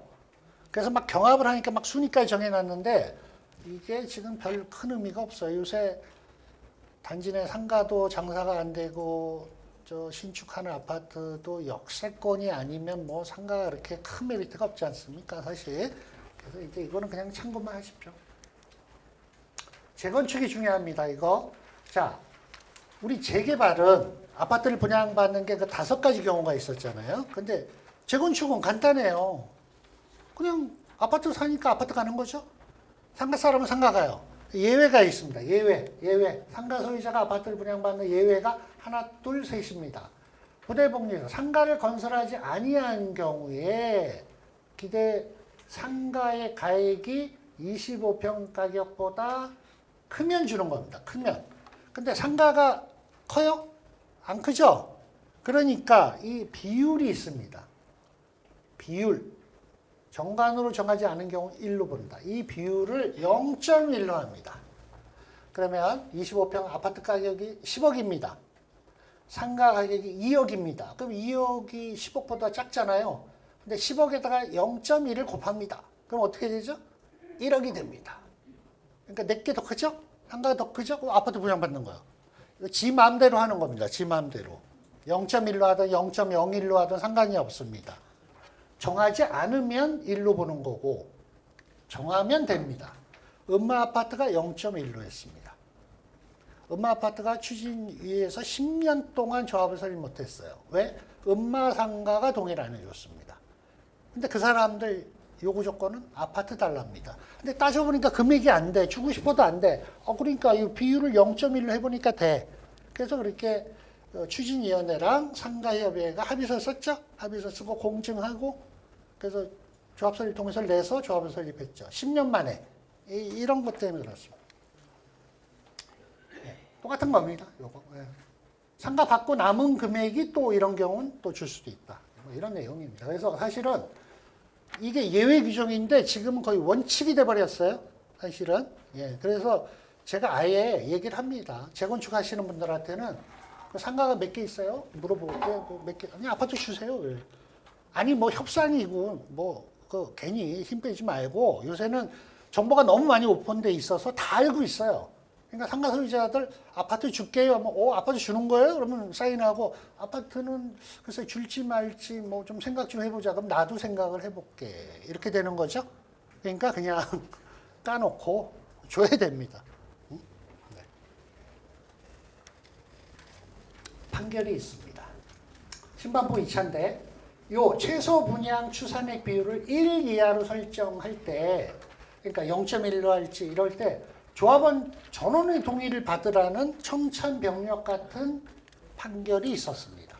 아니 그걸 전원의 동의를 어떻게 받아요? 응? 신반부 2차에서 그래서 상가랑 합의를 해서 그래 0.1로 할게 합의를 쓰고 총회 결의를 했단 말이에요. 근데 누가 소송을 한 거야. 아 이걸 왜 전원 동의 받아야 되는 거 아니야? 했더니 판결이 전원 동의로 났어요. 근데 다행히 2심에서는 과반수 동의로 바뀌었습니다. 그래서 결국 그 정가를 바꾸는 건 과반수로 해서 바꿔서 하면 됩니다. 이제 타당성 검증으로 갑니다.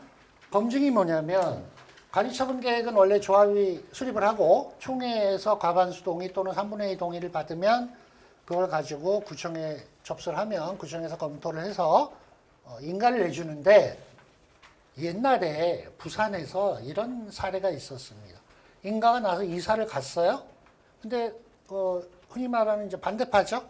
반대파가 소송을 넣었는데 관리처분이 무효가 됐어요. 무효가. 그래가지고 은행에서 이 집이 주다가 중단했어요. 인가를 전제로 해서 줬거든. 은행도 안 줍니다. 이거 무효니까 빨리. 그러니까 사업이 너무 지연될 것 같은 거예요. 근데 또 이제 그때 비대위가 너무 셌어요 좀. 그러다 보니까 뭐 집행부 잡아주고 막 이러다 보니까 그 조합원이 이사 갔다가 다시 들어왔어요. 야 이거 지금 집행부 잡아주고 싸우고 이거 관리처분 언제 될지 모르고 야 이거 나 지금 이 집이 썼는데 안 되겠다 다시 들어가자. 근데 집을 비우고 나오면 그 집이 성합니까? 또 리모델링을 했어. 재개발해서 부술 걸. 아니 또 살아야 되니까. 이게 무슨 말도 안 되는 일이 있었습니다. 실제. 그래서 이제 국토부에서 야 이건 뭔가 좀 문제가 있다. 그래서 이제 왜 그러냐 했더니 아이 공무원들이 순환근무예요. 관리처분이 얼마나 복잡한데 요즘 오늘 강의 들어도 복잡하죠. 이런 거를 막 1,000명, 2,000명 거 막 들어오는데 하수가 있다는데요. 저는 하수가. 공무원을 폄하하는 게 아니라 순환근무자는 모른다니까 이거를 잘 몰라요. 그래서 그냥 이거 인가를 막 내주는 경우가 있어요. 그래서 야, 사업비가 10% 이상 늘거나 분담금이 20% 늘거나 또 조합원이 5분의 1 이상 요청하거나 시장군수가 필요하다고 인정하는 데는 한국감정원이나 LH인 공공기관에서 타당성 검증을 받고 인가를 내줘라 하는 법이 새로 생겼습니다. 이해하시겠죠? 네. 이 법을 제가 만들었습니다. 제가 여기에서 근무하다가 나왔습니다. 그래서 제가 관리처분 타당성 검증 1호부터 52호까지 제가 했습니다. 52호까지. 그래서 이 시스템을 제가 정비를 하고, 지금은 이제 퇴직해서 저도 이제 업자입니다. 그런데 이제 작년에 법이 바뀐 게 있어요. 이게 뭐냐면 관리처분 총회 의결이 있으면 구청으로 가지 말고 그냥 바로 공공기관의 조합에서 타당성 검증을 하도록 그 제도가 좀 바뀌었습니다. 옛날에는 인가 신청을 하고 그 구청에서 요청하게 돼 있었습니다. 근데 지금은 그게 아니라 그냥 총회 결의만 있으면 조합에서 바로 신청. 왜냐하면 구청 갔다가 일로 갔다가 또 왔다 갔다 하면 그 행정 기간 때문에 시간이 더 소비되기 때문에 그냥 바로 다이렉트로 할 수 있게 규정이 바뀌었습니다. 그래서 뭐 이런 서류는 보시면 되고요. 대부분 중대한 변경입니다. 관리처분은. 그러니까 중대한 변경하고 경미한 변경이 어떤 차이가 있냐면 경미한 건 신고만 하면 돼요. 그리고 공람 절차가 없습니다. 그런데 중대한 변경은 똑같이 하는 거죠. 근데 관리처분은 다 중대한 겁니다. 경미한 게 없어요. 사업계획 승인은 경미한 변경이 많아요. 그런데 관리처분은 없어요. 왜 그러냐면 경미한 변경이 이거예요. 계산차고, 오기, 누락. 그런데 단순 정정은 경미한 거래. 근데 불이익을 받는 자가 없어야 돼. 이건 또 뭔 얘기야? 분담금이 2억인데 2천만 원으로 공이 하나 빠졌어요. 그럼 이게 단순 정정이잖아요. 근데 불이익을 보는 사람이 있죠. 2천만 원에서 2억이 되잖아. 원래 2억인데 2천만 원으로 잘못 기재됐다가 다시 2억으로 나는 손해본다라고 이의 제기하면 안 된다는 얘기예요. 또 어쨌든 그래서 뭐 경미한 변경이 있지만 대부분 중대한 변경으로 처리됩니다. 관리처분 인가가 나면 이제 조합원과 현금 청산자로 구분이 되고요. 이제는 갈라 쓰는 거죠. 예. 조합원은 이제 주거나 사나 아파트 지어서 들어가야 되는 거고, 현금 청산자는 돈만 받고 가는 거죠, 이제. 예. 그다음에 추정 분담금이 이제 결정이 됩니다. 분담금 내셔야 되고, 이주하셔야죠. 예, 이주해야 됩니다. 요새 은행에서 이주비 안 줍니다. 관리처분 인가 안 나면. 옛날에는 선이주라고 그래서 사업계획 승인 안 막 이주했어요. 요새 그런 거 없습니다. 하도 이제 요새 사고가 많이 나서 요새는 절대 미리 다 협의는 해놓지만 인가 필증 안 갖다 주면 허그에서도 보증 안 해주고요. 은행에서도 기표 안 합니다. 그러니까 그러니까 관리처분 인가가 굉장히 중요한 거죠. 인가가 나면 이제 이주를 하게 됩니다. 이주를 해야 철거하죠. 철거해야 착공을 하죠. 그러니까 관리처분 인가가 굉장히 중요하다. 제가 아까 말씀드린 조합의 마지막 인허가입니다. 자, 이제 검증만 볼게요. 이렇게 됩니다. 인가 신청하면 검증하고 인가 나누는 겁니다. 그런데 이제 법이 바뀌어서 이제 총회만 의결되면 바로 검증받을 수 있게 제도가 바뀌었다고 말씀드렸고요. 이제 적발 사례만 몇 개 말씀을 드릴게요. 제가 이제 현직에 있을 때 너무 많이 걸려. 이거는 너무 많이 걸립니다. 근데 너무 쉬운 건데도 걸려요. 이게 뭐냐면 아니 1세대 1주택 준다 그랬잖아요. 그죠? 그런데 부부가 2주택을 신청하는 거예요. 주민등록 싹 바꿔놓고. 주민등록 등본에 그러니까 이게 배우자가 없는 경우는 결혼을 하지 않았거나 그죠? 사별을 했거나 이혼을 한 경우밖에 없습니다. 그죠? 주민등록이 없으면 가족관계 증명서를 제출하게 합니다. 그래서 다 확인이 되니까 동일 구역에서 주민등록 이렇게 옮겨놔봐야 소용없어요. 아까 그 미성년 자녀랑 배우자는 주민등록과 관계없이 동일 세대라고 말씀을 드렸죠. 예, 그겁니다. 예. 근데 조합이 모르는 경우도 있어요. 그러니까 이렇게 투자해서 들어온 사람들이 있어요. 그러면 잘 모르잖아요. 또 뭐 김 땡땡 이 땡땡이 이렇게 뭐 이 사람이 부부인지 아닌지 모르잖아요. 그러니까 2개 사가지고 와서 분양 신청하는 거예요. 다 세주고 뭐 그런가 보다 하죠. 그냥 모르고 받을 수 있어요. 근데 이게 나중에 다 걸러진다는 얘기예요. 성인 자녀를 분가를 하지 않아요. 분가를 시켜야죠, 빨리. 그러니까 아버지가 하나 가지고 있고 아들이 하나 갖고 있어서 그럼 하나밖에 안 준다 그랬잖아요. 우리 아들이 효자돼서 뭐 부모님을 모시고 사는데 뭐 삼성 다녀서 돈도 많고. 그러니까 어쩌라고요. 빨리 그 훌륭한 아들을 분가시켰어야지. 그죠? 그 분가를 언제까지 해야 돼? 관리처분 기준일이니까 분양 신청 기간 내에 가면 되죠. 그 얘기입니다. 성인 자녀는 분양 신청 기간 끝나기 전에 분가 조치하고 분양 신청해야 됩니다. 이게 굉장히 중요한 건데 현금 청산자는 조합원이 아니에요. 그러니까 분양 신청을 했죠. 현금 청산자는 분양 신청 안 했죠. 그리고 좀 이따 이제 관리처분 총회 하죠. 관리처분 총회에 현금 청산자가 참석이 가능합니까? 안 합니까? 예? 제가 조합원 아니라고 그랬잖아요. 참석 못해요. 못합니다. 예. 왜? 조합원이 아니라니까요. 그런데 관리처분 공람이라는 제도는 관리처분 계획을 수립해서 그 토지등 소유자한테 이렇게 보라고 하는 거예요. 한 달 동안. 관리처분 계획 수립했으니까 보고 뭐 이상인 사람 있는지 확인해보고 이의가 있는 사람 이의 내세요. 뭐 이런 거예요. 그런데 조합장님이 헷갈리는 게 이 사람은 조합원이 아니니까 현금 청산자한테는 알려주질 않는 거야. 공람 절차를. 안 되는 거예요. 왜냐하면 관리처분 계획에 현금 청산자들의 현금 명단하고 명세하고 현금 청산 방법이 들어가 있어요. 현금 청산자도 이해관계자예요. 무슨 얘기인지 아시죠? 그러니까 총회 참석해서 그 관리처분 계획에 대해서 좋다 나쁘다를 따질 수는 없어요. 그런데 공람을 해서 이해관계자이기 때문에 의견을 제출할 수 있는 거야. 이걸 안 하면 절차적 하자입니다. 요거를 실수를 많이 해요. 그래서 현금 청산자에게 공람 통지를 안 하면 절차적 하자입니다. 그래서 공람 절차는 현금 청산자에게도 해야 된다. 이거를 유념하십시오. 네? 무슨 소리야? 내가 저 분양시장 안 하면 조합은 아니라고 내가 분명히 배웠는데 그거만 배우고 뒷얘기는 이제 모르는 거야. 그럼 안 되죠? 네, 공람은 이해관계자다. 요거 중요한 거예요. 그 다음에 이제 1+1 할 때, 이거 뭐냐면 주거 전용 면적입니다. 전용 면적입니다. 전용 면적. 재개발해서 단독주택이 있는데 똑같이 옆집에 똑같아요. 땅 대지 면적 똑같고 똑같은 2층 집이야.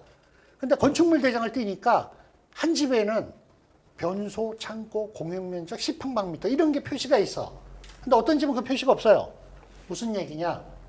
주거 전용 면적이 틀립니다. 그래서 똑같은 집인데 어떤 집은 1+1을 받을 수 있고 어떤 집은 1+1을 못 받는 집이 나옵니다. 주거 전용 면적이니까 25평의 전용 면적은 18평입니다. 33평의 전용 면적은 25.7평이에요. 합치면 어떻게 되죠? 43.7평 정도 나올 거예요. 그러면 내가 단독주택을 갖고 있는데 주거 전용 면적이 44평은 돼야 돼요. 근데 내 거는 44평이 돼. 45평이에요. 오, 나는 33평 하나, 25평 하나 받을 수 있구나. 되죠? 근데 옆집도, 나도 옆집이랑 똑같으니까 그렇게 되는가 보다 하고 뛰어봤더니 45평방미터인데 거기 친절하게 화장실, 변소, 공유면적 10평방미터 이렇게 돼 있어요? 그럼 10을 빼야죠? 그럼 몇이에요? 35죠? 35면 안 되죠? 안 됩니다. 25평 두 개도 못 갑니다. 왜냐면 25평은 18평, 36평이죠. 우리 집은 35평이야. 무슨 얘기예요? 1+1이 안 됩니다. 그래서 또 제 강의를 듣고 그 다음날 가면 건축물 대장을 띄워봅니다. 띄워보세요. 돈 드는 것도 아니고. 띄워보세요. 재개발은 내가 1+1이 되는지 띄워봐야 돼요. 금액은 유동적이에요. 그죠? 금액은 나중에 평가를 해봐야 하니까. 근데 면적은 정확한 겁니다. 지금. 그러면 또 물어요. 그럼 그거 어떡하죠? 그럼 부셔버리세요. 공유면적, 화장실, 변소, 창고를. 됩니까? 뭘 안 되는 게 있어요. 알아서 하세요.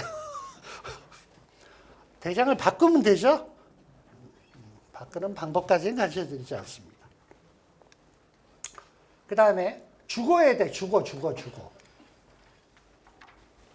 이런 경우가 있어요. 상가주택 같은 경우 있어요. 상가주택. 1층 상가, 2층 주택, 3층 주택. 이렇게 갖고 계시는 분이 있어요. 그래서 뭐 또는 1층 상가, 2층 주택 뭐 이렇게. 근데 건축물 대장을 띄면 주택인데 상가로 돼 있어요. 또는 유치원 또는 사무실로 돼 사무소 이렇게 되는 경우가 있어요. 옛날에 그거였는데 용도를 변경했어. 그런데 공부를 안 바꿔놓은 거야. 많아요. 재개발에. 많습니다. 그래서 이 양반 막 난리치면 내가 지금 이거 여기서 20년을 살았는데 아니 그러니까 20년 동안 왜 불법 건물에서 왜 사무소에서 살고 계셨어요? 이거예요. 누가 그거 보나? 주거로 이렇게 개조를 해놨죠. 중요한 거는 공부 기준입니다. 공부. 상가 또는 교육시설 뭐 이런 걸로 되어 있는 경우가 많아요. 주거 전용 면적입니다. 주거 전용 면적. 무슨 얘기인지 아시죠? 이거 때문에 이게 특히 상가주택에서 많이 나와요. 상가주택. 이게 섞여 있는 경우에. 이거 꼭 보세요. 그래서 내가 1 플러스 1을 받을 수 있는지 이런 게 그 조합원이 1000명이면 4, 5개 나옵니다. 4, 5개는 꼭 나옵니다. 한번 미리 살펴보십시오. 추가 2주택은 일반 분양가로 하면 안 된다고 그랬죠? 조합원 분양가로 해야 된다고 말씀을 드렸습니다. 아까. 그래서 사실 이것도 빨리 좀 법을 개정하든지 뭔가 좀 했으면 좋겠어요. 사실은 그건 조합의 사정에 따라 할 수도 있을 것 같아요, 저는. 그러니까 하나는 조합원 분양가고 추가로 주는 거는 조금 꼭 일반 분양가가 아니더라도 좀 주는 경우가 있는데 제가 이제 정확히 아까 그 보충 설명을 드리면 영등포구청에서 그 판결이 있었고 저기 동작구 노량진에서 일반 분양가의 80%로 한 걸 인가를 준 적이 있습니다. 딱 2군데만 그게 인정이 됐어요. 그러니까 서울이 25개 군데 23개 구는 서대문구 포함해 23개 구는 추가로 주는 1주택은 조합원 분양가로 하는 게 맞다고 보고 있습니다. 근데 영등포구청은 그 소송 때문에 일반 분양가를 인정해 준 사례가 있고 동작구청은 노량진 쪽에서 그렇게 일반 분양가의 80%, 85%로 한 걸 인정을 해준 적이 있습니다. 딱 그 사례밖에 없어요. 그런데 이제 그 사례들을 보고 일반 분양가로 해도 된다 또는 일반 분양가의 몇 프로로 해야 된다라고 생각하시지만 그건 오산입니다. 가이처분 검증 가면 다 걸립니다. 그거는. 그래서 그냥 조합원 분양가로 하시는 게 맞고요. 근데 이제 제 생각에는 만약에 법을 개정한다면 그거는 조금 플러스 1이니까 왜냐하면 조합원 분양가로 하면 좋긴 한데 전체 사업 수지가 떨어지니까 비례율 떨어지고 손해보는 사람들이 생기니까 그걸 굳이 그렇게 할 필요가 있냐는 생각이 있습니다. 그래서 그거는 근데 법을 바꿔야 돼요. 제가 아까 조합원 종전자산평가금액, 종후자산평가금액, 그다음에 세입자 보상평가는 반드시 감정평가를 해야 된다고 그랬죠. 요 조항 때문에 문제가 돼요.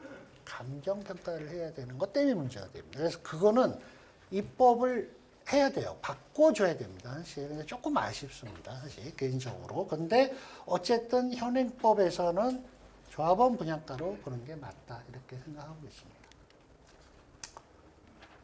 그래서 아까 토지만 소유한 자는 서울을 90이죠. 부산은 60, 인천 90, 대구 90, 광주 60, 경기도는 면적 제한이 없습니다. 경기도 조례는. 근데 그 경기도에는 50만 이상 되는 도시가 많죠. 대도시라고 하는데 별도 조례를 갖고 있습니다. 그러면 경기도 중에 이 면적 제한이 없는 시가 하나 있습니다. 제가 이거는 아무나 알려주는 게 아니고 수업 태도가 좋으신 데만 알려줍니다. 여기 그러니까 땅만 있을 때는 90, 60, 대부분 90, 60이잖아요. 근데 면적 제한이 이 경기도 조례는 아예 없고 그 이제 뭐 성남시 조례, 뭐 고양시 조례, 뭐 안양시 이 조례에 있단 말이에요. 그런데 그 조례 중에 면적 제한이 없는 시가 하나 있어요. 그러니까 1평방미터만 갖고 있어도 분양권이 나옵니다. 알려드릴까요? 이것도 알려주면 또 거기 가서 그 땅 찾으러 다니시는 분이 있어요. 부천시입니다. 부천시에는 면적 제한이 없습니다. 끝났습니다. 이 산이 어딘지 아신가요? 안나푸르나입니다. 안나푸르나 네팔입니다. 제가 다녀왔습니다. 이래봬도. 근데 이제 요새는 청계산도 잘 못 갑니다. 힘들어요.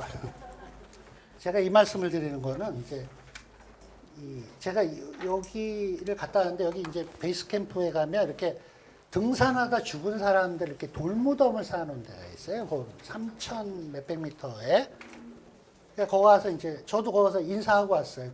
우리나라 사람들 죽은 무덤이 있어요. 거기 가서 이렇게 인사하고 오는데 산에 등산을 할 때 올라갈 때 죽는 것보다 내려올 때 많이 죽는데요. 그러니까 재개발도 처음에는 아주 조심조심 잘해요. 근데 이제 어느 정도 좀 이제 교육도 좀 받고 또 경험도 쌓이니까 아이 뭐 이까짓 건뭐 내가 잘하지 이래다가 어떻게 된다고요? 예? 뭐 죽지는 않겠지만 쫓겨나요. 요새 법 아시죠? 10분의 1 바위로 조합장을 해임할 수 있는 법이 있어요. 그리고 요새는 뭔가 요만큼만 잘못해도 막 난리치잖아요. 그래서 저는 이제 여기 이제 뭐 조합 임원도 계시고 일반인도 계시겠지만 하여간 집행부가 계시다면 초지일관 초심을 잃지 말고 끝까지 성심성의껏 잘 사업을 해서 무사히 완주를 하시길 바라겠습니다. 네, 감사합니다.